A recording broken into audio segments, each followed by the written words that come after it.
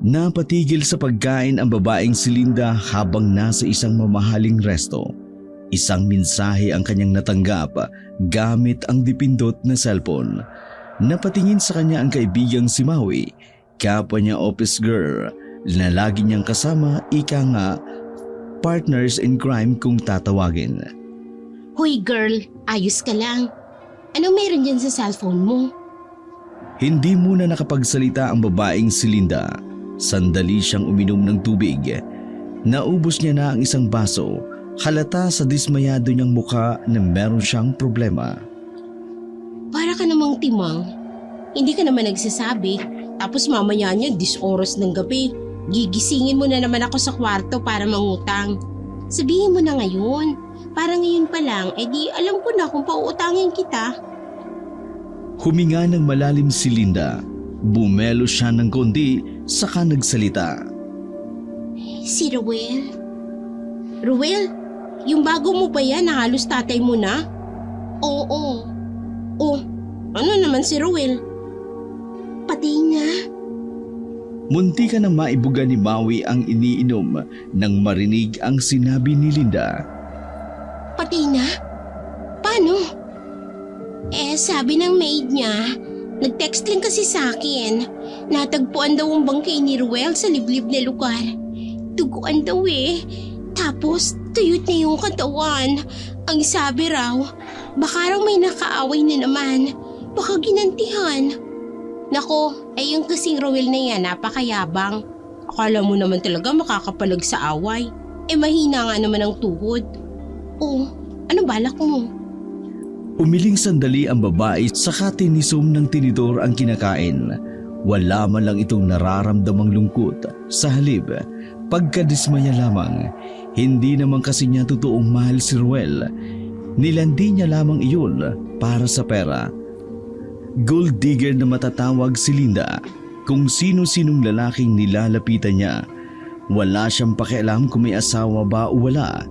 Ang mahalaga lamang kay Linda ay magkapera. Yun ang kanyang paraan para lamang makaahon sa kahirapan. Hindi na rin kasi sumasapat ang sahod niya bilang office girl. Kulang na kulang pa nga yun para sa kanyang bisyo. Sugarol at lasinggera kasi si Linda. Ano pa nga ba? Di wala na. Pati na yung tao di wala na akong makukuhaan ng pera sa kanya. Malamang sa mga anak at asawa niya ibibigay ang lahat ng naiwan niyang pera. Ako, wala. Sayang naman, girl. Di ba pinangakuan ka pa na bibilhan ka ng bahay next month? Di wala na yun. Obvious naman, girl, na wala na, di ba? Pati na nga yung tao. Patay na. Ano pa bang aasahan ko? Oo. Kalma lang. Galit ka na agad Nakakainis kasi. Nakaplano na lahat Kung natuloy yung bahay na yun, magseseryoso na ako sa buhay. Kaso, balik na naman ako sa wala. Hahanap na naman ako ng mapeperahan ko nito. Napakabiglaan naman kasi nang nangyari dyan sa boylet mo. Di ba nakakagulat? Sinabihan ko naman kasi siya na huwag siyang mayabang. Pero ayun, ubod pa rin ng hangin sa utak. Ang angas-angas. Di naman tumitigos yung Girl, hindi ka ba napapagod? Napapagod saan? Sa ganyang sistema. Alam mo naman na wala akong choice, Maui. Ako na lang ang mag-isa sa buhay. Wala naman akong aasahan dun sa isa. Kung hindi ako magiging gold digger, mamamatay ako sa gutom. Buti sana kung ang laki-laki ng sahod natin sa trabaho. Hindi pa nga yun makakabuhay ng babaeng katulad ko. Sa bagay, maluho ka kasi. Ano? Ang sabi ko maluho ka. Kaya hindi talaga sasapat sa'yo yung sahod natin. Tingnan mo ko. Libog lang yung bisyo ko. Di ang dami kong pera. Ay, ang dami mo ang pera. Ikaw naman yung nagpapalamon sa jowa mo. At least naman, siya naman ang kakain sa akin sa gabi. Ewan ko sa'yo. Sumasakit ang ulo ko. Matapos ang sandaling iyon, pumara na rin sila ng taxi. Bumaba sila malapit sa plaza kung saan naruroon ang maliit na morgue. Pupuntahan ng dalawa ang lalaking si Ruel. Yun lang kasi ang pagkakataon ni Linda na makita ang lalaki. Hindi kasi siya maaring pumunta sa burol dahil isa lamang siyang dakilang kabit. Pinapasok sila ng isang lalaking nag-assist sa kanila sa isang silid. Nadatnan nila si Ruel na nakakumot ng telang puti. Pwede bang pakialis ang buong tela? Gusto kong makita kung anong nangyari sa katawan niya. Sigurado ho ba kayo, ma'am? Sasabihin ko ba kung hindi ako sigurado? Sige po, kayo ang bahala. Tinanggal ng lalaki ang buong tela. Halos masuka-suka si Maui sa sinapit ng katawan ni Ruel. Tila nangangalansay na ang tiyan hanggang sa dibdib nito. Simut na simut, malayong malayo sa sinabi ng maid na nag-text kay Linda na pinagsasaksak lang ang lalaki. Kuya, bakit ganyan? Nung kinuha po ng team namin yung si Sir, narinig ko po na sinaksak nga raw po siya ng ilang beses sa tiyan. Tapos nung iniwan po sa liblib, baka raw kinain ng mga hayop, tsaka bayawak, at tsaka nung ano pa man. Maging si Linda ay hindi rin kinaya ang nakita, kaya tinakpan uli ang lalaki. Lumabas na nga rin si Maui para maghanap ng masusukahan. Pero ma'am, may narinig din po ako na baka hindi nyo paniwalaan. Ano yun? Sabi ng iba, ma'am, hindi talaga sinaksak si Sir. Hindi raw mga hayop ang kumain sa lamang loob niya. Baka raw baka raw aswang talaga ang pumatay at kumain sa kanya. Kung hindi lang kailangan ni Linda ang magseryoso, baka tinawanan niya na ang lalaking yun. Isa kasi si Linda sa mga taong hindi naniniwala sa mga ganong klaseng nilalang. Para sa babae, iisa lang ang kwentong yun para ipanakot sa mga bata. Kuya naman, ano ka ba? Wala namang aswang. Kwento-kwento lang naman ang matatanda yan. Yun lang naman po yung narinig ko, ma'am eh. Ang maganda niyan, ma'am, hintayin ninyo na lang na magbigay ng update ang mga pulis. Anak po ba kayo ni Sir? Hindi masisi ni Linda ang lalaki na ganun ang inisip noon. Mukha naman kasi talagang magtatay sila ni Ruel. Nasa 25 pa lamang si Linda, habang si Ruel naman ay malapit nang mag-50. Hindi na lang sinagot ni Linda ang tanong na yun. Nagmamadali siyang lumabas dahil baka maabutan siya ng tunay na asawa. Saan ka ba nagpunta? Nakasalubong ni Linda si Maui na mamula-mula ang muka sa kasusuka. Nagbanyo ako. Nasuka ako, girl. Bakit naman ganun ang sinapit ng Ruel mo? Ay ba, ewan ko. Ang sabi, baka kinain raw ng mga hayop. Hindi naman malabo kasi ilang oras siyang nasa gubat. Kanina lang nga na-recover. Umalis na ang dalawa sa morgue noong mga sandaling yun. Sa halip na umuwi si Linda, itinuloy niya na lamang sa bahay ang kanyang kaibigan na si Maui. Tinatamad na siyang umuwi sa kanilang bahay. Sa halip na umuwi si Linda, tutuloy na naman siya sa bahay ng kanyang kaibigang si Maui. Tinatamad siyang umuwi sa kanilang bahay. Ilang araw rin siyang wala roon. Sa barangay nila Maui ay marami-rami rin ang bahay. May mga pagitan o distansya ng 4 na metro ang bawat bahay. Maganda rin ang mga bahay doon kahit provincial type pa rin. Simple lang pero maganda rin ang bahay ni Maui. Up and down kahit hindi naman kalakihan. Pagbukas ni Maui ng gate, napalingon ang dalawa sa narinig nilang boses. Isang Chinese na lalaki na parang kasing edad lang din ng namatay na si Ruel ang nagsalita. Oh, Maui, ikaw ganda babae ha? Bakit di mo sabi? Kala ko ikaw lang ganda babae dito, Malakay. Napangiti si Linda sa narinig. Naku, Mr. Yang, noong nakaraan pa nandito si Linda, hindi nyo lang nakikita. Linda. Linda pangalan. Ganda naman pangalan. Ganda mukha. Ganda rin pangalan. Girl, Ayan yung pinakwento ko sa iyo na makulit. Yung gustong maligaw sa akin kahit may boyfriend na ako. In fairness gwapo, kahit may edad na. Pasensya na ako epal ha. Pero Linda, ako tawag sa pangalan Mr. Yang. Ako tagal na dito. Mga 1 buwan na rin ako dito. Doon ako nakatila, konti lang lakad lang. Baka dito na rin ako tila lagi. Kung ikaw dito rin titila. Magtilahan tayo. Ha?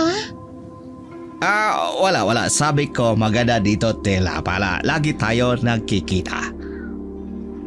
Mr. Yang, papasok na muna kami sa loob Gabi na rin kasi. Magluluto pa kami ng makakain. Okay. Basta kapag ikaw libre, ha? Linda, ikaw akin libre, ha? Kain tayo labas, okay?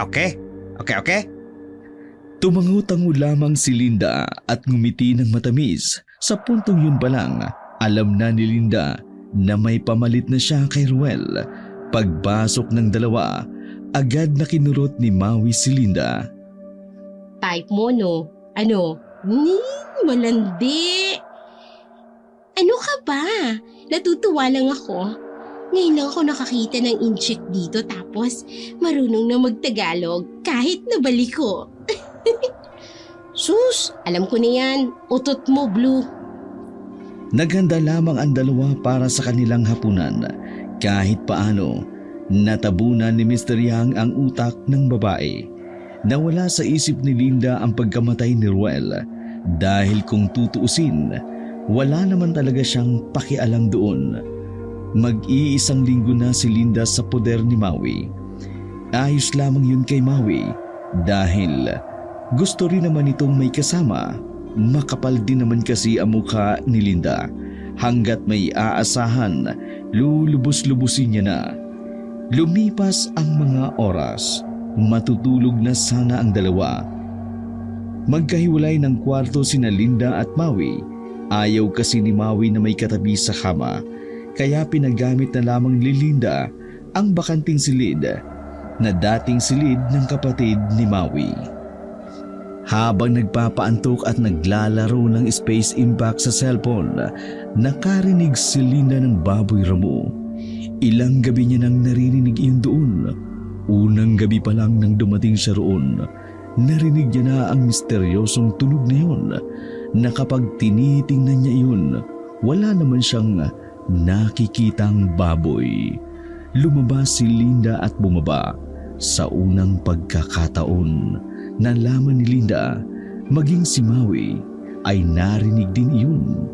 Pareho silang nasa sala, nakiramdam at nakikinig. Noong nakaraan ko pa naririnig yan, may alaga bang baboy yung 2 bahay sa kilid natin? Baliw, hindi ka pwede mag-alaga ng baboy kapag wala kang matinong kulungan. Isa pa, lahat ng baboy na alaga, doon sa may tulgitan ng pwesto, yung nadadaanan natin kapag aalis. Ay, kaninong baboy yan? Nakakairite. Hindi ako makatulog. Ako rin. Kinakabahan na kasi ako. Kasi ano? Kasi baka aswang. Nananakot pa si Maui pero nagsasalubong na ang kilay ng babaeng si Linda. Para kang tanga. Bakit? Hindi ka naniniwala sa aswang? Bakit naman ako maniniwala dyan? Kwento lang yan. Alam mo, kaya ayaw tayo bisitahin ng alien dito sa Earth. Dahil sa mga katulad mo. Tara na nga, matulog na ulit. Pabayaan mo na yung baboy na yan mapagod. Babush! Nauna nang naglakad si Maui patungo sa kanyang silid. Sumunod na lamang si Linda na pumasok na rin sa kanyang kwarto. Tinakpan lamang ni Linda ang kanyang tenga para hindi na marinig pa ang nag-iingay sa labas. Pero parang wala namang pagbabago. Lalong napakalakas ng ingay ng baboy ramo sa labas. Kainis! Lumapit ang babae at sumilip sa may bintana. Wala naman siyang nakitang baboy. sandali ring tumigil ang tunog nang tumungaw siya. Malaman ko lang talaga na may nantitrip dito. Babatuhin ko talaga ng arinola na may ihi. Matapos sabihin ni Linda iyon, hindi na muli siya nakarinig ng ingay ng baboy ramo.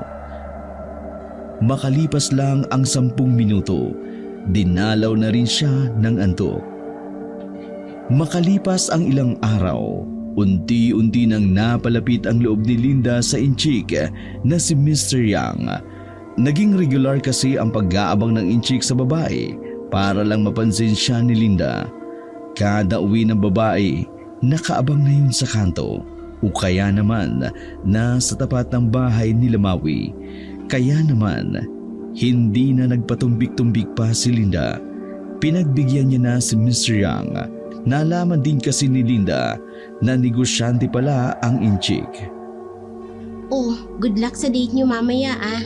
Sabihin mo sa akin kapag binastos ka ng inchik na yan, mayayari talaga sa akin yan. Hindi ko naman nakikitaan ng ganong ugali si Mr. Yang. Sa ilang araw na nakakausap ko siya, ramdam ko naman na sincere siya sa lahat ng ginagawa niya. Ayun nga lang, may pagkamanyakis minsan. Pero sanay naman na ako ron. Sigurado ka na ba dyan sa gagawin mo? Oo naman! Ano bang tingin mo kay Mr. Yang? Tao! Baliw! Sinasabi ko kung anong tingin mo sa kanya. Peperahan ba o mamahalin?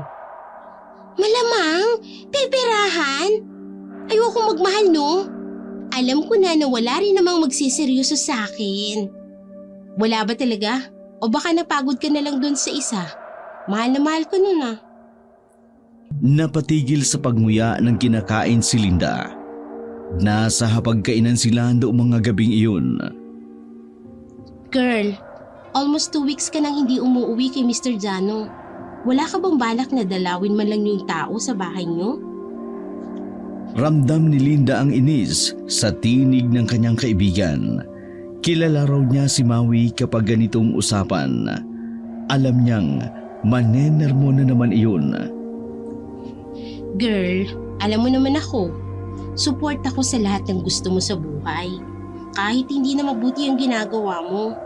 Pero kasi, ibang usapan na si Mr. Jano. Asawa mo siya eh. Kahit hindi mo siya mahal o kahit ayaw mo sa kanya, hindi niya deserve ng niloloko. Napakabuti ng tao sa'yo nung hindi pa siya baldado. Lahat ng gusto mo binibigay niya. Yung luho mo, sagot niya.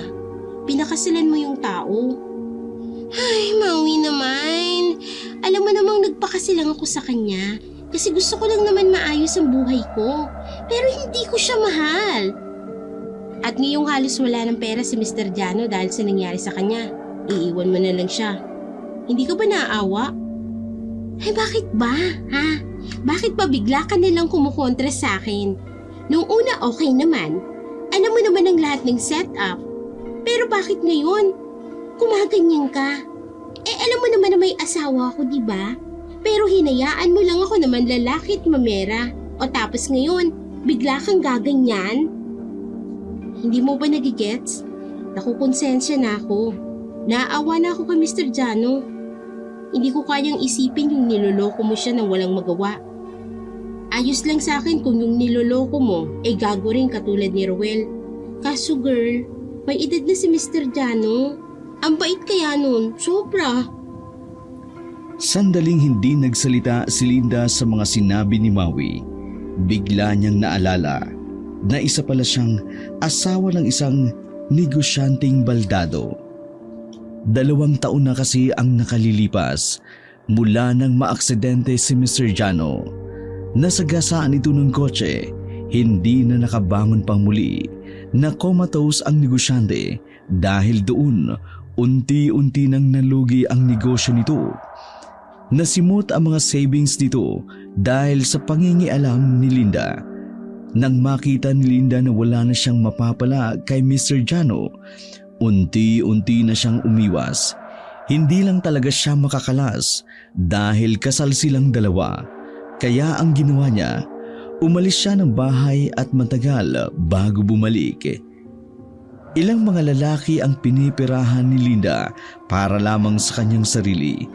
Wala siyang pakialam kung may asawa siya.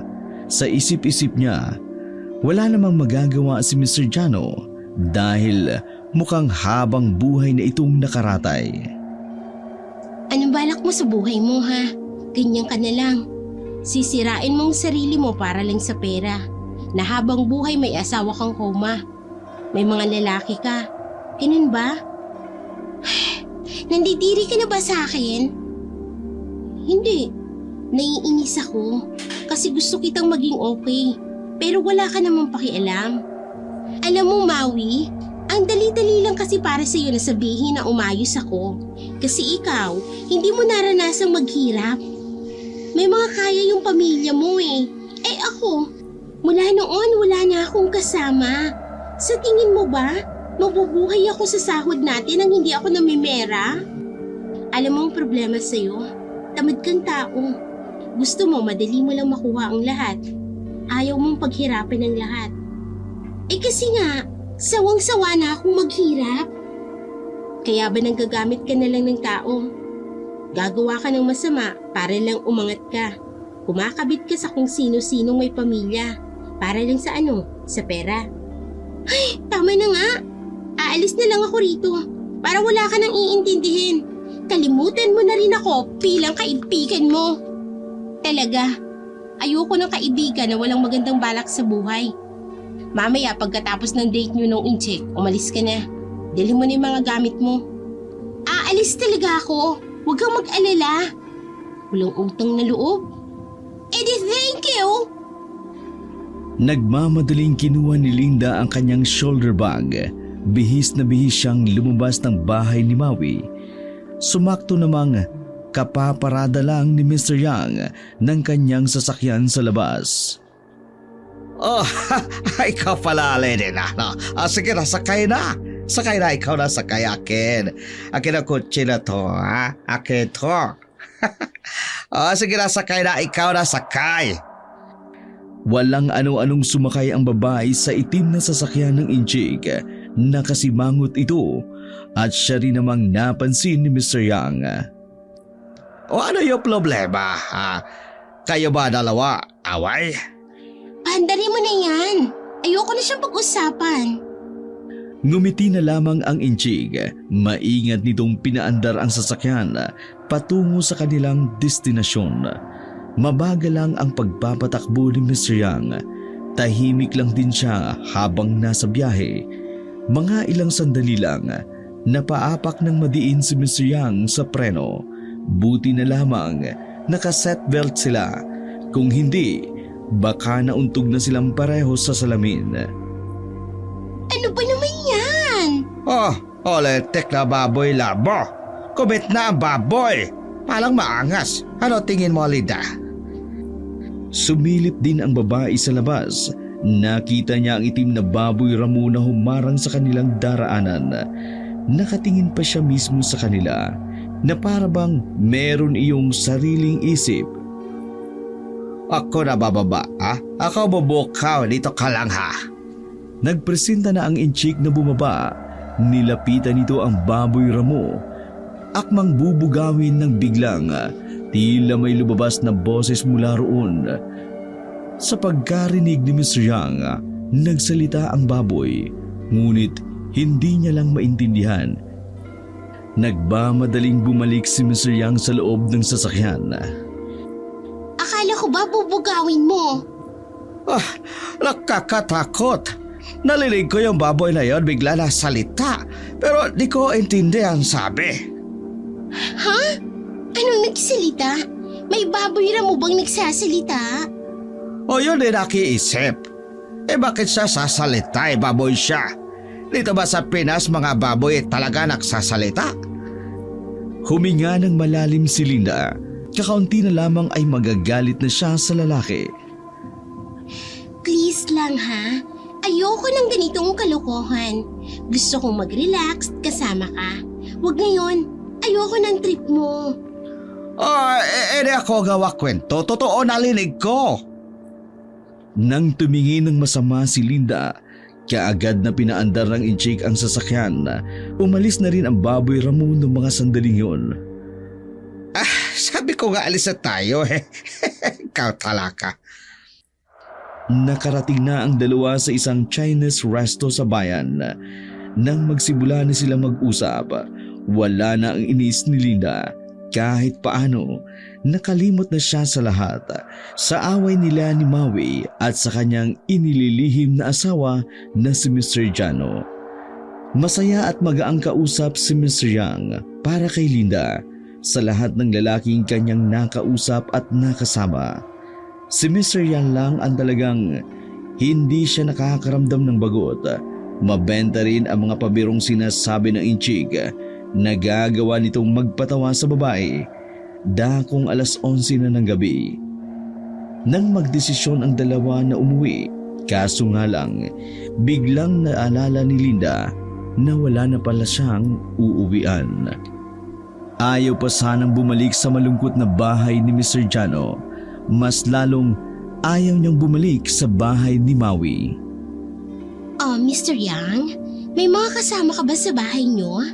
Pwede bang makituloy muna? Alam mo kasi, kanina, kaya ako nakasimangot. Nag-away kami ni Maui. Sandaling lumingon si Mr. Yang kay Linda habang nagmamaniho. Wala ko kasama ko ni pusa lang. Si Morgie pangalan.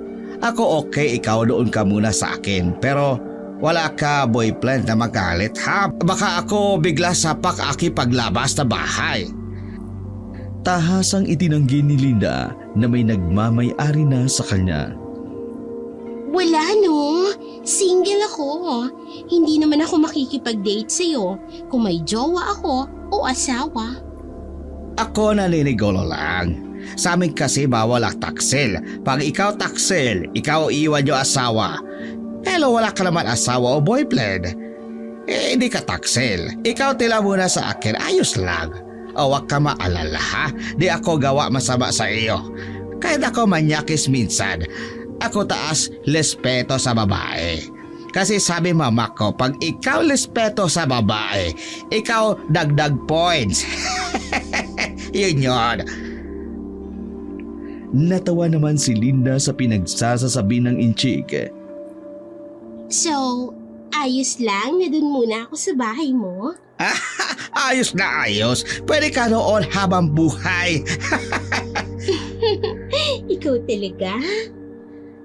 Dinaanan na muna ni Linda ang gamit niya sa bahay ni Maui. Pagkatapos niyang kunin iyon, agad siyang pumunta sa bahay ni Mr. Yang. Tulad ng inaasahan ni Linda, malaki ang bahay ng Inchik. Lahat ng negosyanteng nilalandi niya ay puro malalaki ang bahay. Maraming Chinese design sa paligid, may feng shui sa pinto, may mga dragon din ang mga pader at kung ano-ano pang Inchik. Ang ganda naman ng bahay mo. Bakit mag-isa ka lang dito? Ito maging honest ako sa iyo. Bago ako lipat dito, ako meloko syuta, Pinay. Ito bahay ko, dapat kanya. Bigay ko to dapat, kaso bigla siya nagloko sa akin. Kaya ako bawi. Pinalayas ko siya kaya ayoko sa manluloko. Napalunok na lamang si Linda. Alam niya sa oras na malaman ni Mr. Yang ang sekreto niya, hindi malabong mapalayas din siya. Magsasalita pa sana si Linda nang makarinig na naman siya ng tunog ng baboy. Nagsalubong ang kanilang kilay nang lumabas sila ng bahay. Pagtingin nila sa bakuran, naruroon na ang baboy Ramo. Yun ang baboy Ramo na muntikan na nilang masagasaan. Napansin ni Linda ang kakaibang takot sa mukha ni Mr. Yang. Teka, yan yung baboy labo sa daan. Bakit yan dito? Paano yan nakasulod dito, bahay ko? Noong oras na yon, iba na rin ang pakiramdam ni Linda. Inisip niya na baka yun din ang baboy Ramo na madalas nilang marinig ni Maui. Pumasok ka na lang dito. Pabayaan mo na yan. Baka alaga lang yan sa kabilang bahay. Hinila ni Linda ang inchik paloob. Nakatingin lang sa kanila ang baboy ramo. Nahihiwagaan talaga si Linda sa baboy ramo na yun. Para kasing kung makatingin ay kilala sila nito. Linda, kanina talaga ako nagdinig ako salita yung baboy. Hindi ko alam kung ano sabi. Pasensya ka na ha, pero yun talaga dinig ko. Ngumiti ng pilit ang babae. Hinawakan ni Linda ang dibdib ng inchik para akitin. Yun lang ang paraan para matigil ito sa sinasabing werdo. Isa pa, hindi na rin komportable si Linda. Nakararamdam na rin siya ng kaba ng mga oras na yun. Hayaan mo na nga yan. Mabuti pa. Magpahinga na muna tayo. Okay? Pahinga lang? Gusto mo bang mapagod? Tumango-tango lamang na parang aso si Mr. Yang. Di tumakbo ka. Natawa na rin si Linda nang makita ang reaksyon ng lalaki. Nauna siyang umakyat sa ikalawang palapag nang ituro ng inchik ang kanyang magiging silid. Pagbukas ni Linda ng bintana, nakita niya ang baboy ramo sa tapat. Nakatingala siya sa kanya at nakaupo na parang pusa. Lumakas naman ang kabog ng dibdib ng babae. Hindi niya alam kung bakit parang sinusundan sila ng baboy ramo na yun. Lalong-lalo na siya. Mabilis niyang isinara ang bintana. Kalaunan, nawala na rin ang tunog ng baboy. Kinabukasan, maaga siyang nagising para pumasok sa trabaho. Pagbaba niya lang ng sala ay naganda na ng makakain si Mr. Yang. Napangiti naman si Linda dahil sa buong buhay niya, yun ang unang pagkakataon na may lalaking pinaghandaan siya ng pagkain. Hindi niya maiwasang hindi matuwa sa lalaking inchik. Pero umiling-iling lang ang babae. Pinipigilan niyang mahulog kay Mr. Yang. Ayaw niya kasing magkaroon ng obligasyon sa iba. Kontento na muna siya sa landian lang. Kahit paano naman ay nagkakapera siya. Maraming salamat, Mr. Yang. Nakikitira na nga lang ako rito. Nag-abala ka pa para sa akin. Siyempre, ikaw dito bisita ko, ikaw akin asikaso. Wala problema, basta ikaw. Alam mo, first time ko ito. Yung may nag-aasikaso sa akin. Huwag ka mag-alala. Ako lagi ito gawin sa iyo para kapag ako meron libre oras. Hindi naman kailangan. Alam ko, abala ka rin sa buhay. Upo ka. Para ikaw na makakain na. Baka ikaw na late sa trabaho mo. Hinila pa ng lalaking inchik ang upuan para alalayan si Linda. Nga pala, Linda. Linig mo kagabi, yung linig ko. Ano yun? Masarap na kasi ang tulog ko kagabi. Meron ako linig Para lalakan-lakas sa bupong. Tapos linig ko rin. Parang panikisabi, ek. Parang gano'n na tunok. Natahimik si Linda. Hindi niya alam ang sasabihin ng inchik. Iwan niya rin. Pero habang tumatagal, kinakabahan na rin si Linda sa ganung usapan. Di ba kayo Pinoy? Naniniwala kayo sa aswang? Aswang? Oo, aswang. Basta ako sa libro. Aswang daw tawag sa karon. Baka nga aswang kakabi yun. Pero bakit naman aswang tayo? Buntis ba ikaw, Linda? Ha? Ako? Buntis? Walang umaano sa akin O kung ikaw ni buntis, bakit tayo inaaswang? Bakit kaya? Ano ka ba? Huwag mo nang isipin yan. Hindi totoo ang aswang. Hindi totoo? Oo, hindi yun totoo. Kwento-kwento lang naman yun ng matatanda sa amin. Baka ako atok lang kakape. Yaan mo na, kain na lang tayo. Matapos kumain ay naganda na rin si Linda para sa kanyang pagpasok. Halos buong araw ang kanyang pasok noon dahil maraming aasikasuhin sa opisina. O ikaw sigurado? Hindi na kita hatid? Ayos lang. Sasakay na lang ako. Nakakahiya naman. Pinatira mo na nga ako tapos ihahatid mo pa ako. O ikaw bahala. Basta ikaw ingat ha. Ikaw lang tawag sa akin pag meron kang problema, ha? Tumango lamang ang babae at lumabas na rin ng gate. Pagpara niya sa tricycle, isang text message ang kanyang natanggap mula kay Maui. Hindi niya na dapat iyon babasahin dahil inis pa rin siya. Pero may kung anong bagay ang nagtulak sa kanya para buksan ang mensahe. Pagkabasa niya noon, agad na nagtayuan ang kanyang mga balahibo. Bigla na lang kasi siyang nilamig kahit na mainit noon ng umaga na yun. Nag-init naman ang kanyang muka.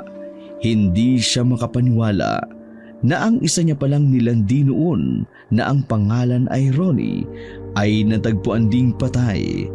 Si Maui at Ronnie kasi ang magkaklase noong high school, kaya naman alam ni Maui ang mga nangyari sa lalaking yun, kaya ito rin ang nagbalita kay Linda. Base sa text ni Maui, kagayang-kagaya rin ng nangyari kay Ruel.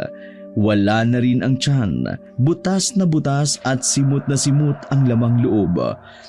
Kinagabihan, kinakabahan si Linda dahil sa ideyang dalawa na sa mga nilandi niya ang pinatay, si Ruel at si Ronnie. Ayaw man niyang isipin pero nanghihinala siya na merong isang taong gumagawa ng lahat. Naisip niya rin na baka sinasadya iyon para siya ang pagbintangan. Sa sobrang pagkalutang, lumagpas na si Linda sa kanyang bababaan. Mabuti na lamang, ibinalik siya ng driver. Wala siya sa sarili nang pumasok siya sa kanyang trabaho.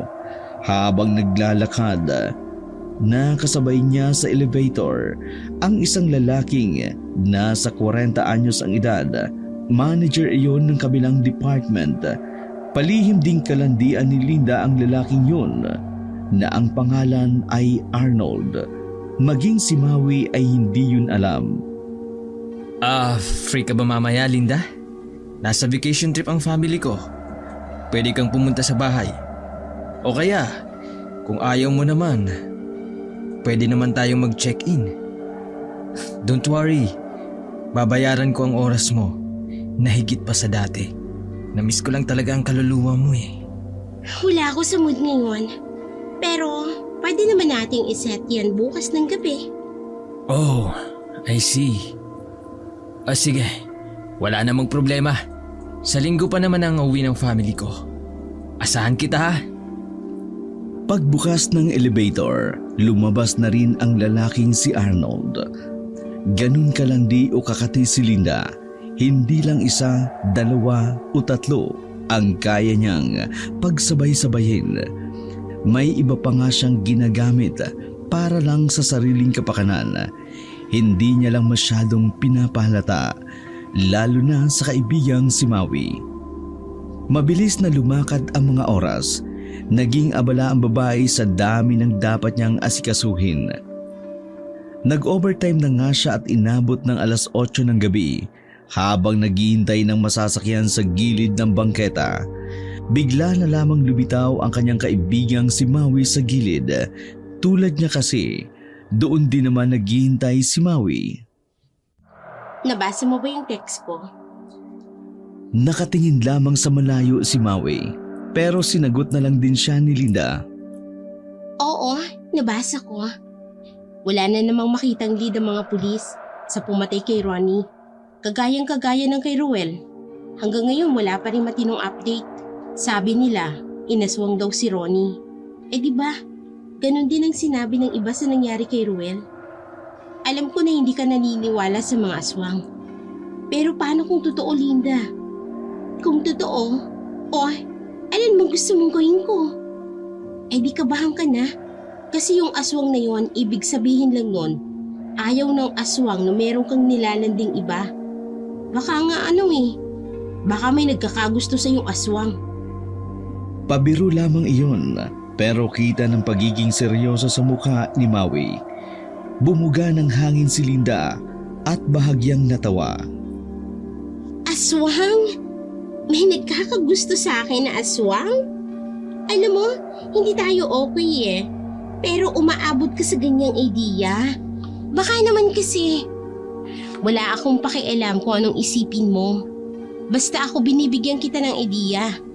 2 na sa mga lalaki mong namatay. Dapat ngayon napapaisip ka na. Sige na, mauna na ako. Magkikita pa kami ng boyfriend ko. Nang may mapadaang tricycle, nauna nang sumakay si Maui. Naiwang napanganga na lamang si Linda. Mga ilang sandali lang, may humintong itim na sasakyan sa harapan niya.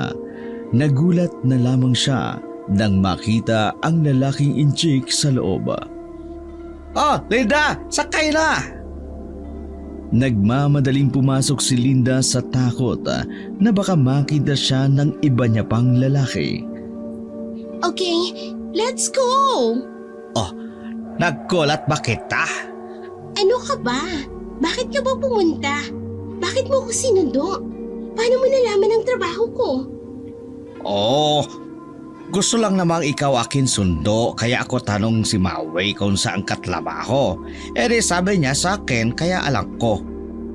Ay, yung bruha na yun talaga. Oh, saan mo gusto kain, ha Linda? Wala akong ganang kumain eh. Pwede ba? Dalhin mo na lang muna ako dun sa nakaka-relax na lugar. Oh, nakaka-relax talaga. Ako may alam. Pinaandar agad ng inchik ang sasakyan. Habang nasa biyahe, napansin ni Linda na parang iba ang dinadaanan nila. Unti-unti kasing nawawala ang mga puno roon. Wala na ring makita si Linda ng mga bahay. Tanging malawak na lamang na palayan. Saan ba tayo pupunta? Doon sa lighthouse. Kada doon, taas pala ikaw relax. Paliw ka ba? Ang layo pa nun. Biglang inihinto ni Mr. Yang ang sasakyan. Oh, ayaw mo doon? Nakakahiya. Ang layo. Bumalik na lang tayo. Masasayang pa yung gas mo. Naku, sayang. Ang ganda pa naman lulugar. Ang ganda pa naman ang view doon. Huwag na. Ayoko makaabala sa'yo. Pinihit ni Mr. Yang ang manibela pabalik. Nanahimik na lamang si Linda habang nakatingin sa labas ng bintana. Nang nasa kalagitnaan na sila ng biyahe, biglang pumutok ang gulong ng sasakyan ni Mr. Yang. Mabuti na lamang, mabagal lang ang kanilang takbo, kaya hindi sila na-aksidente. Inihinto ni Mr. Yang ang sasakyan sa gilid. Kumamat-kamat pa sa ulo itong bumaba.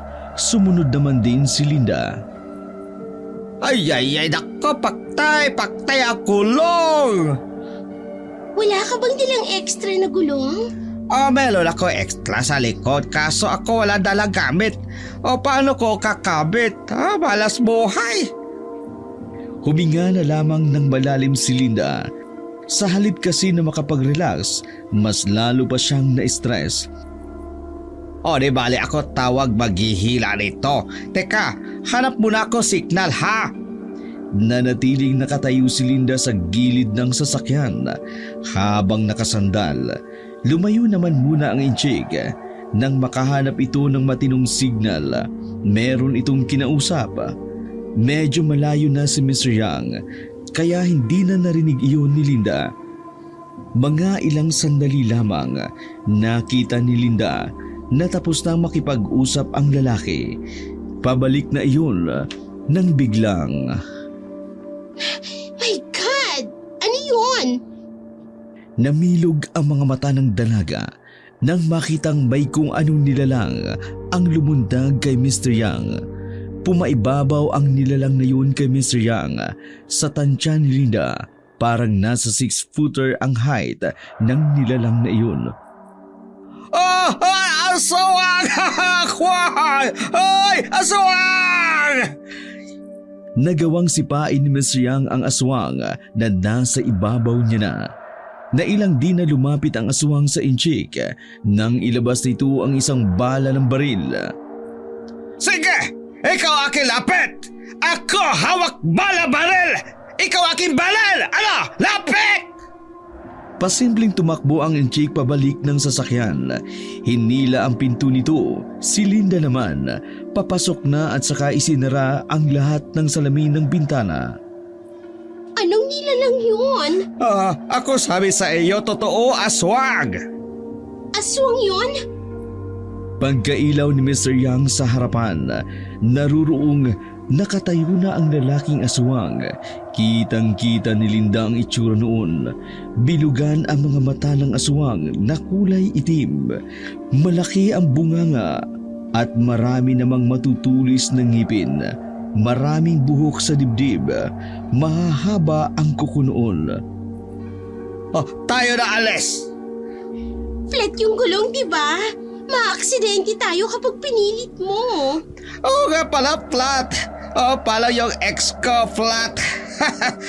Ano gagawin natin? Ay, aswang, makalapait tayo. Aba, ewan ko. Naglakad lang ang aswang na lumapit sa kanila. Pilit na binabasag ang salamin. Mabuti na lang din. Mamahalin ang sasakyan na yun. Kaya hindi basta-basta mababasag ang mga salamin. Para bang galit na galit ang aswang.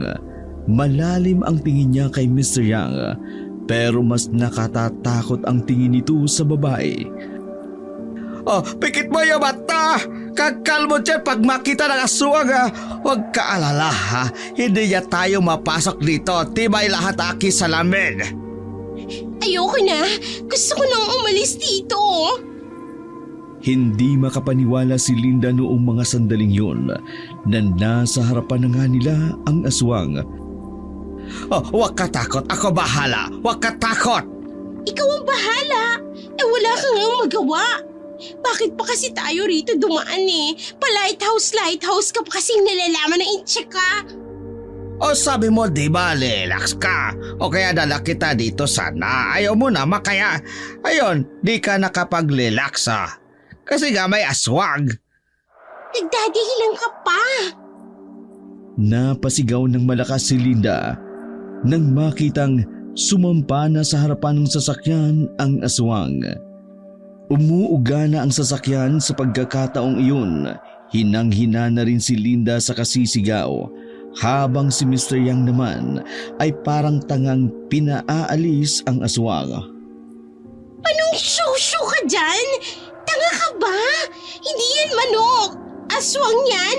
Kung makabugaw ka parang hayop lang Paano ba tapat? Bawal ba ang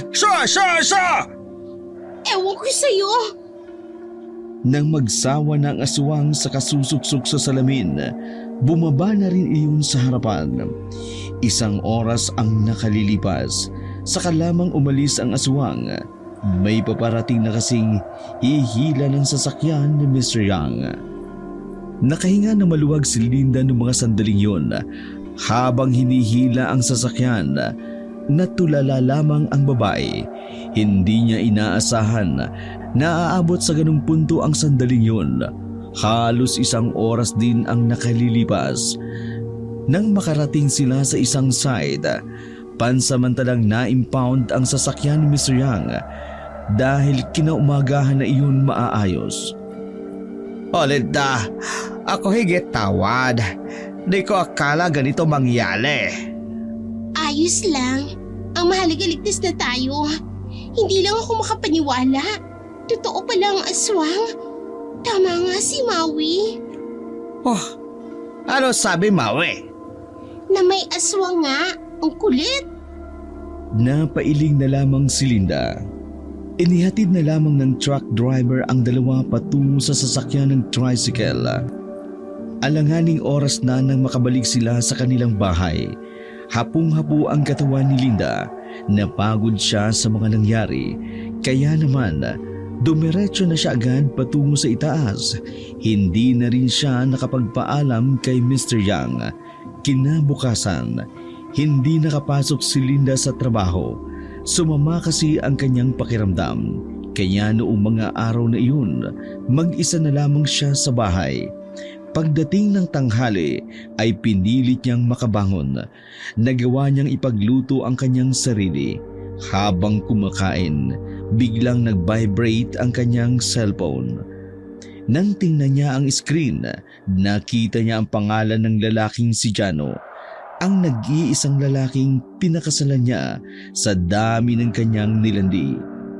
Nagtataka si Linda kung paanong napatawag ang lalaking yun, samantala hindi naman iyon makagalaw. Isa lang ang maaring naiisip niya na gagawa noon. Ay, pakialamera talaga si Aling Anite.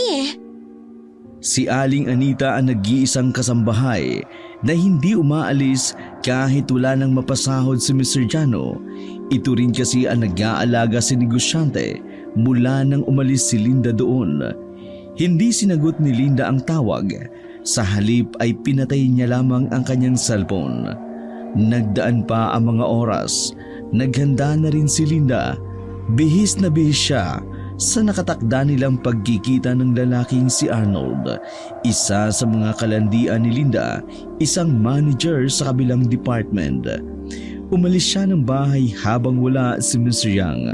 Pumunta siya sa plaza, ang lugar na napagkasunduan ng dalawa. Nakatanggap pa ng text si Linda na nasa biyahe na ang lalaki, pero magdadalawang oras na wala pa rin si Arnold. Doong una, nakaramdam ng inis si Linda. Akala niya hindi na ito sisipot. Aalis na sana siya ng plaza nang biglang tumawag si Arnold. Pero nang sagutin niya iyon, ibang boses ang kanyang narinig. Linda, wala na siya. Isinama ko na siya sa listahan ng mga lalaking dapat mamatay. Nanginig ang mga kamay ni Linda at binitiwan niya ang cellphone. Nakakatakot ang tinig na kanyang narinig sa kabilang linya. Parang boses iyon ng demonyo. Nang may masmasan, dali-daling dinampot ni Linda ang cellphone sa lapag. Nagmamadali siyang umuwi ng bahay ni Mr. Yang. Pag-uwi niya, isinarado niya ang pinto. Malikot ang kanyang mga mata. Napaisip siya na baka nga totoo ang sinasabi ni Maui, na baka nga may asawa nga talagang nagkakagusto sa kanya. Maya-maya pa ay bigla na lamang siyang nakarinig ng mga katok. Nagtago siya sa likuran ng sofa sa sobrang takot na nararamdaman. Nawala lamang ang kaba niya nang marinig ang boses ng inchik. Linda! Ikaw bukas ito pinto! Dito na ako! Ayaw kasi susi, iwan ko dyan sa loob! Binuksan agad ni Linda ang pintuan at niyakap ang lalaki. Takot na takot ang kanyang mukha. Pawis na pawis ang mukha ng babaeng na halatang tensyonado. Oh, ano lang yale? O bakit ikaw takot? Pumunta ba dito aswang? Umiling si Linda. O wag ka alala, ako dito na. Ako punta albularyo. Ako kuha kanya panguntla. Di ako niwala aswang. Dati, pero ngayon, ako niwala na ako ha. Kaya ako bili panguntla. Ito, kunin mo ito kwenta sa. Sabi albularyo, pag suot mo yan, iwas sa'yo aswang. Maraming salamat, Mr. Yang. Nandiyan ka para sa akin palagi. O ikaw na wag na iyak. Ako gawa ito kasi ikaw aking mahal. Ako hintay lang kung kailan ka handa. Wala problema sa akin gaano katagal ang importante sa akin. Aking nalamdaman ay totoo. Naiyak na lamang si Linda. Pakiramdam niya, si Mr. Yang talaga ang kakampi niya sa buhay. Para kasi sa kanya, malabo silang magkaayos ni Maui. Ayaw din naman ni Linda na pinakikialaman ang kanyang buhay. Indinaan na lamang ni Linda sa pagkain ang kanyang takot. Ngunit ganun pa man, paulit-ulit na tumatakbo sa kanya ang mga pangyayari. Ang pagbatay kay Ruel, kay Ronnie, at sumunod pa si Arnold. na dapat ay kikitain niya. Malinaw para kay Linda na aswang nga ang gumawa noon, pero hindi niya malaman kung sino nga ang aswang na yun. 10:00 ng gabi, nakatingin lamang si Linda sa kisame nang biglang tumawag sa kanya si Maui. Umiiyak ang babae at humahagulhol. Nandiyan ka ba kay Mr. Yang? Pwede bang puntahan mo ko rito sa bahay? Pakiusap, Linda. Kahit na magkagalit pa rin sila, hindi kayang tiisin ni Linda ang kanyang kaibigan habang natutulog si Mr. Yang. Pasimpleng lumabas at nagmamadali siyang naglakad patungo sa bahay ni Maui. Malapit lang naman iyon kaya narating niya agad. Naabutan ni Linda si Maui sa sala. Namamaga ang kanyang mga mata sa kaiiyak. Ano ba nangyayari? Bakit ka ba umiiyak? Si Jason. Ano ba? Kumalma ka nga muna. Anong nangyari, ha? Anong nangyari kay Jason? Si Jason wala na. Ha? Anong wala na? Hiwalay na kayo? Hindi. Wala na si Jason. Patay na si Jason. Dumali naman ang kaba sa sistema ni Linda nang marinig iyon. Bigla siyang may naalala sa lalaking si Jason. Natagpuan siya sa gilid ng ilog. Natagpuan siya sa gilid ng ilog, Linda. Hindi ko alam kung anong nangyari. Pero katulad din ng nangyari kay Ruel, kay Ronnie. At kanina lang, may nagsabi sa akin na patay na si Arnold sa kabilang department. Lahat sila, iisa lang ang paraan ng pagpatay. Butas ang tiyan, kagayang-kagaya ng kay Jason. Humagulhol ng iyak si Maui. Niyakap na lamang ito ni Linda. Hindi niya alam ang kanyang sasabihin. Girl, sabihin mo nga sa akin, may relasyon ba kayo ni Sir Arnold? Bakit pati siya damay? Halos mabulol-bulol ang babaeng si Linda. Hindi siya makapagsalita, pero baka sa mukha niya ang pagiging guilty. So meron nga, naging kayo ni Sir Arnold? Kumala si Maui sa pagkakayakap. Teka lang, Nagpunas ng luha si Maui. Kinakabahan naman si Linda ng mga oras na yun. Tila nagkaroon na kasi ng ideya si Maui. lahat ng mga namatay, naging lalaki mo. Sabihin mo nga sa akin, Linda, naging lalaki mo rin bang boyfriend ko? Tumayo si Maui. Nawala ang paghihinagpis ng babae. Napalitan na lamang ito ng galit. Maui, magsalita ka. Nagkaroon ba kayo ng ugnayan ng boyfriend ko? Kaya siya dinamay ng aswang na may gusto sa'yo? Sagot! Naiyak na lamang si Linda. Ngunit ang kanyang katahimikan ay maliwanag. Nauulang ang pahiwatig. Walang hiya ka? Paano mo nagawa sa akin ito? Minahal kita na parang kapatid. Lahat ng kailangan mo ibinigay ko kapag meron ako. Pero bakit pati ako inahas mo? Kaya pala tuwing magde-date kami noong nakaraang buwan, wala siyang pera, kahit kasasahod lang. Siguro sa'yo napupunta, no? Umamin ka! Umamin ka! Pinagsasampal ni Maui si Linda sa mukha. Sinabunutan din si Linda at hinila palabas ng bahay. Napakahayop mo, Linda! Lahat na lang ba ng lalaki? Basta may pera, bobo ka! Kung hindi pa namatay si Jason, talagang hindi ko malalaman, ano? Sana ikaw nang isunod ng aswang na yun dahil napakabasura mong tao! Maui, let me explain. Mula ngayon, wala na akong pakialam sa'yo kahit mamatay ka pa! Padabog na isinarado ni Maui ang pintuan. Naiwang nakaupo sa labas ang babaeng si Linda. Kasabay pa ng pagbuhos ng ulan ang pagtulo ng kanyang mga luha. Sa puntong yun, tila nagsisi na ang dalaga, pati ang nobyo ng kaibigan niya ay kanyang inakit. Pero huli na ang lahat, nawasak na ang dapat mawasak. Basang-basa ng ulan si Linda nang makabalik ng bahay ni Mr. Yang. Bago niya isinara ang pinto, tila nakita niya pa sa labas ang kanyang baldadong asawa na si Mr. Jano. Jano? Nang buksan uli ni Linda ang pintuan, bigla namang nawala ang lalaking nakatayo sa labas ng kanilang gate. Napailing na lamang si Linda, akala niya'y imahinasyon niya lamang iyon. Lalong nilagnat si Linda dahil sa mga nangyari.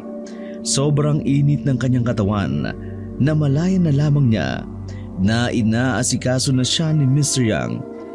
O sabi ko ikaw dapat alaga sa lili mo. Ikaw inaresistensya mo. Pinunasan ng inchik ng bimpo ang babae.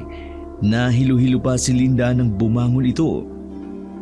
O wag ka na tayo. Ako kuha sa kusina iyo pagkain. Diyan ka lang ha.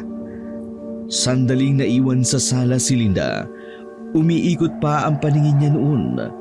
Pero nagulat siya nang makita ang aswang na nakasilip sa bintana ng sala.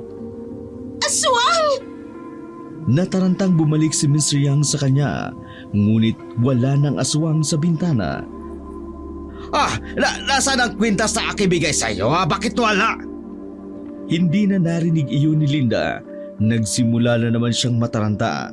Palingon-lingon pa ito sa paligid na parang napapraning ang babae. Nakita ko ang aswang. Nakasilip siya sa bintana. Nandito siya. Oh, ako bahala dito. Ako bahala. Dito ka lang ha. Ako alis. Isa pa. Ako Bili-Balil. Eto. Inilabas ng inchik mula sa tangiliran ang kanyang 45 baril. Kinasa niya pa iyon sa harap ni Linda. Ikaw aswang! Pakita ka akin ngayon! Sasabo ngayon ulo! Labas ka! Nakarinig na lamang sila ng kalusko sa paligid ng bahay. Kasunod noon, ang tunog na inilabas ng isang baboy. Tahimik lang na nakiramdam si Mr. Yang at Linda habang nasa sala hanggang sa may narinig na lamang silang nagbagsak sa ikalawang palapag. Linda, ikaw, tago ba nyo ha? Ako bahala dito. Paano ka? Baka mapahamak ka. O wag mo ako isip. Ako ikaw protektahan ha. Sige ikaw na. Ikaw na takbo doon. Pagewang-gewang na naglangad si Linda patungong banyo. Hilong-hilo pa siya sa sobrang sama ng kanyang nararamdaman. Kinakarma na ba talaga ako sa lahat ng ginawa ko? Pagkasara ni Linda ng pinto ng banyo, naramdaman niya ang mabibigat na paa sa hagdanan. Lalong dumagungdong ang kaba ng babae. Nag-aalala siya para kay Mr. Yang. Alam niya na iyon talaga ang punterya ng aswang.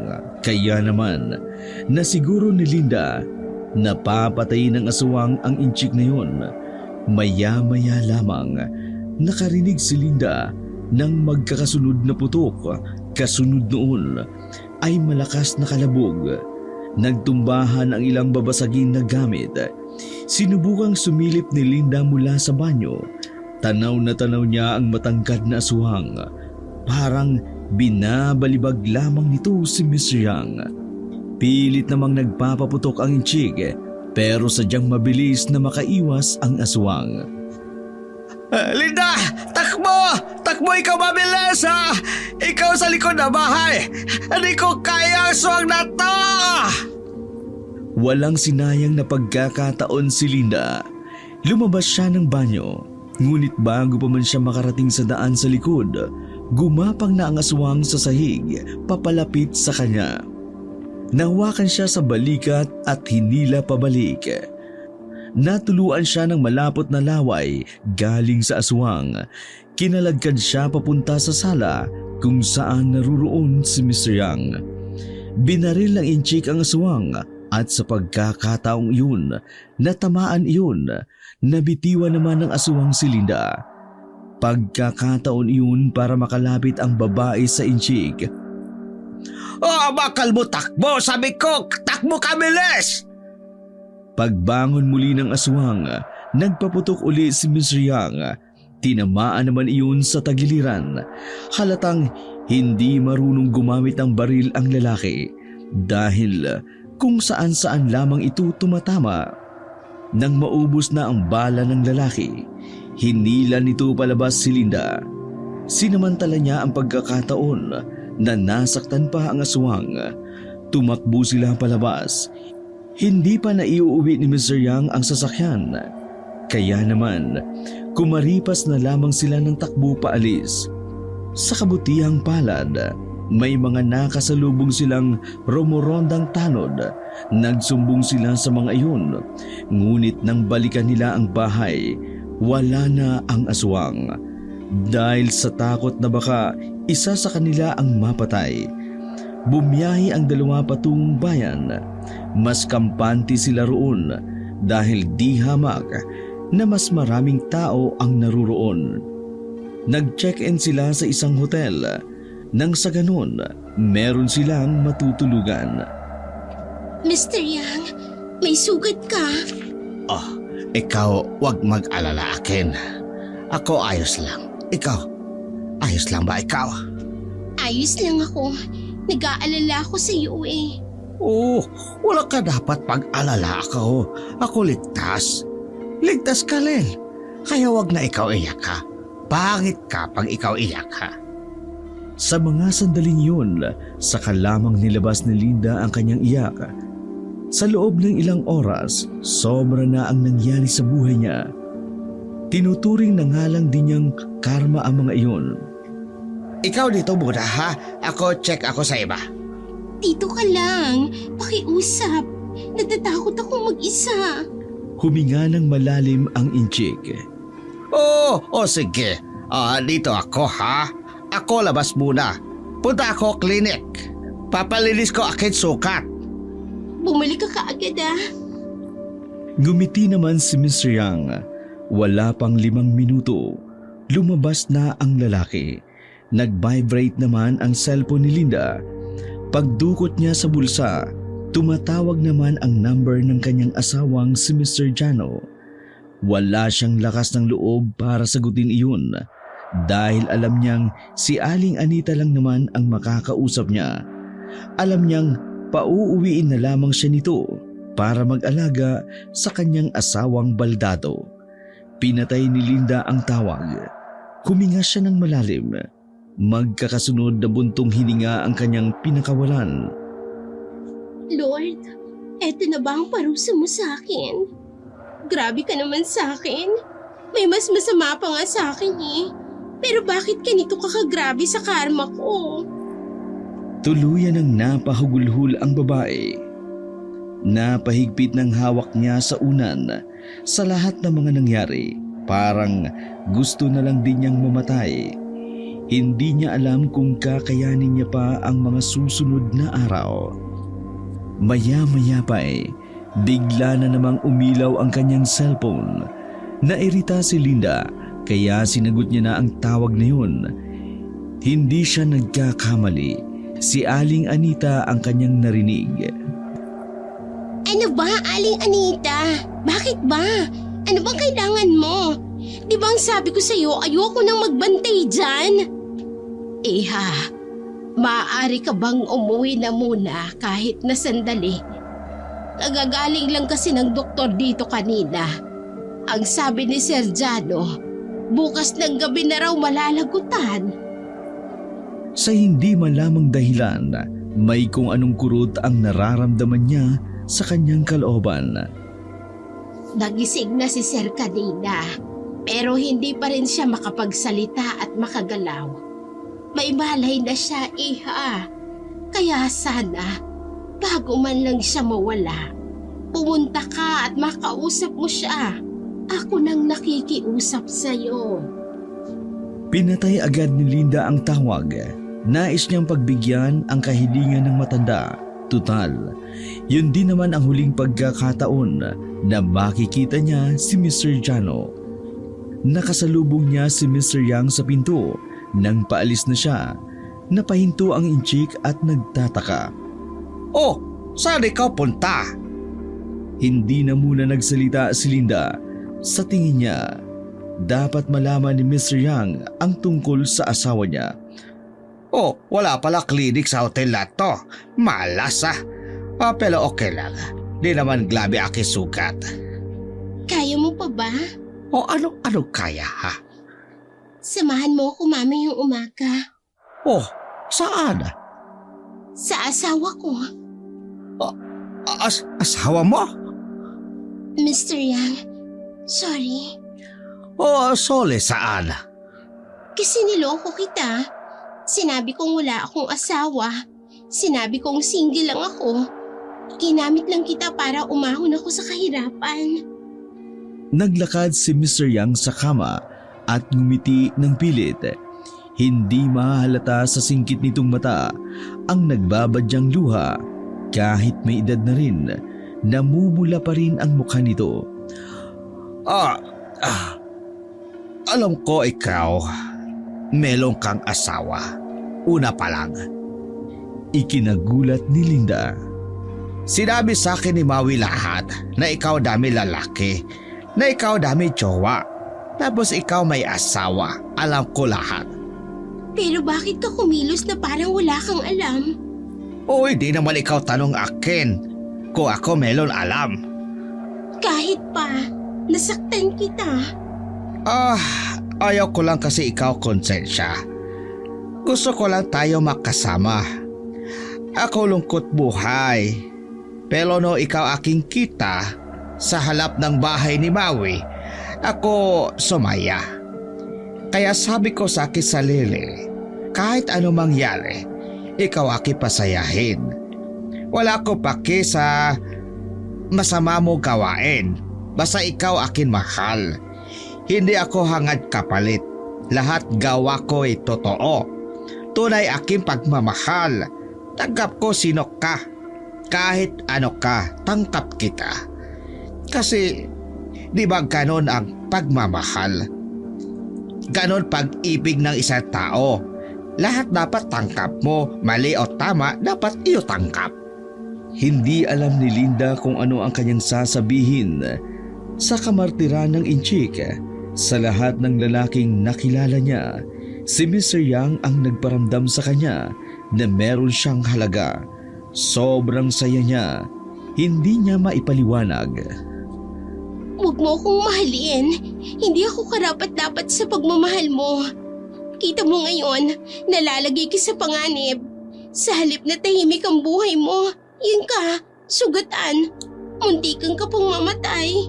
Oh, kaya akin sabi, lahat aking gagawin pala sa'yo. Ako matanda na.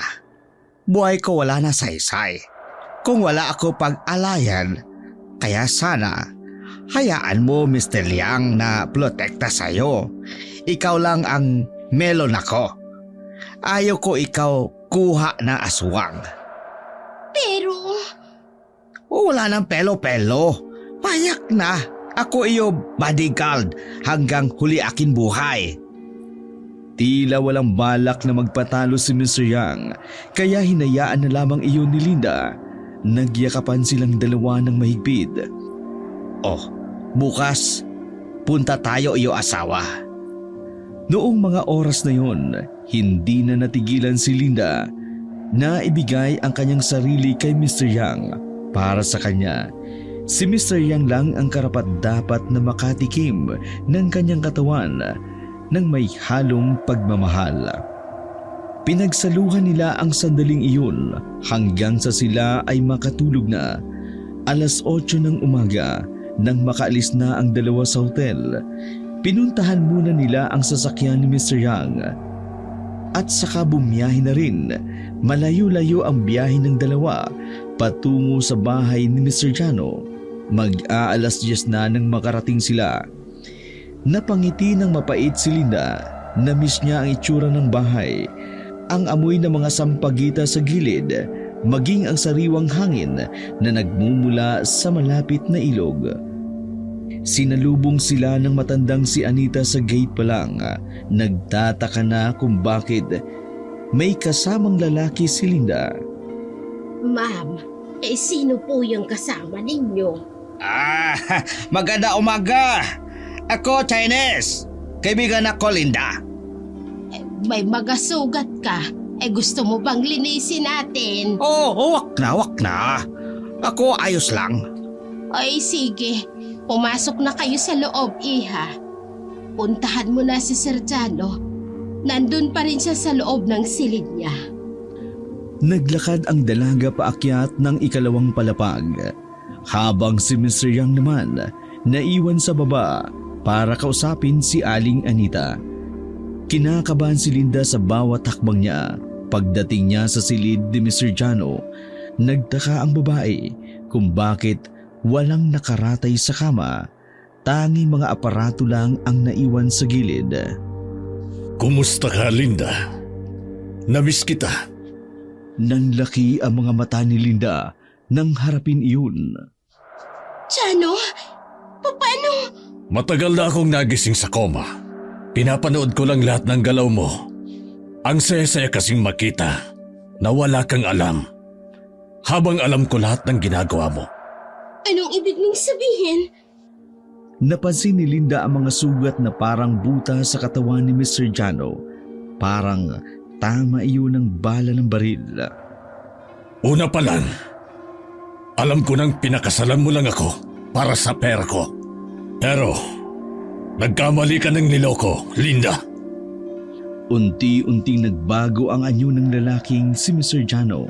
Bigla itong naging itsurang aswang. Oo, Linda. Ako ang aswang na pumatay sa lahat ng lalaki mo. Ako ang may kagagawa ng lahat ng yon. Ako rin ang baboyra mo. At ako rin ang papatay sa iyo ngayon. Dahil kung hindi kita mapapakinabangan, mabuti pang mamatay ka na lang din kasama ang inchik na yon. Hindi makapaniwala si Linda na ang kanya palang pinakasalan ay isa palang aswang. Magpaalam ka na! Nasa aktong sasakmalinsana ni Jano si Linda nang biglang dumating si Mr. Yang. Tinaga nito ang liig ni Mr. Jano. Sa lakas ng pagkakataga at sa talim ng itak, munti ka nang humiwalay ang ulo ng aswang. Pasensya na, Iha. Napag-utusan lang ako na papuntahin ka. Hindi ko alam na aswang si Sir. Naiyak na lamang ang matanda na kasama ni Mr. Yang. Hindi nakapagsalita si Linda dahil sa nangyari. Samantala, nagpatawag naman si Aling Anita ng isang albularyo na susunog sa bangkay ng aswang na si Mr. Jano. Tila mabaliw sa kaiisip si Linda sa ideyang hindi niya pala talaga kilala ang kanyang pinakasalan. Sa isip niya, tama lang din palang iniwan niya iyon dahil kung nagkataon, aswang na pala habang buhay ang kanyang makakasama. Nasunog na ang bangkay ng aswang, isinilid sa garapon ng abo, ibinaon sa lupa. Ang sabi kasi ng albularyong matanda, para hindi na mabuhay sa ibang katawan si Mr. Jano. Sobrang pagsisisi ang nararamdaman ni Linda noong mga sandaling yun. Maraming bagay ang nawala sa kanya dahil sa mga mali niyang desisyon sa buhay. Ang tangi na lamang nananatili sa kanya ay ang inchik na si Mr. Yang. Oo, tapos na problema. Tayo ay uwi na. Pala ikaw ay pahinga. Huminga ng malalim si Linda. Kalmado siya ng mga sandaling yun na may lungkot pa ring nararamdaman. Mr. Yang, pwede bang dalhin mo na ako sa Maynila? Masyadong maraming nangyari dito. Hindi ko na kayang manirahan sa lugar kung saan ko sinira ang buhay ko. Oo, kung yan ang mabuti sa'yo, walang problema. Sasamahan kita. Ako sa'yo sasama. Ngumiti na lamang ng malapad ang babae. Makalipas ang ilang araw, nakipagkita si Linda sa matalik na kaibigang si Maui. Humingi siya ng kapatawaran sa babae, ngunit sa kasamaang palad, hindi pa handa si Maui. Ganun pa man, sinimulan na ni Linda ang mamuhay sa Maynila. Nagsimula ng panibagong buhay kasama ang matandang inchik na bukod tanging tumanggap sa kanyang pagkatao. Wakas.